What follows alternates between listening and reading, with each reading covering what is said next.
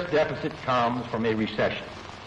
And if we can take the proper action in the proper time, this can be the most important step we could take to prevent another recession. That is the right kind of a tax cut, both for your family budget and the national budget, resulting from a permanent basic reform and reduction in our rate structure, a creative tax cut, creating more jobs and income, and eventually more revenue. And the right time for that kind of bill, it now appears, in the absence of an economic crisis today, and if the job is to be done in a responsible way, is January 1963.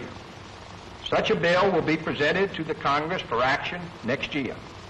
It will include an across-the-board, top-to-bottom cut in both corporate and personal income taxes.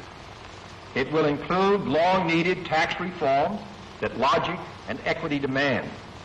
And it will date that cut in taxes to take effect as of the start of next year, January 1963.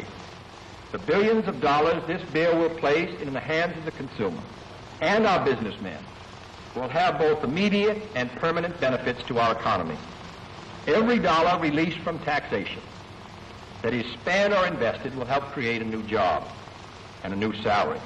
And these new jobs and new salaries can create other jobs and other salaries, and more customers and more growth for an expanding American economy.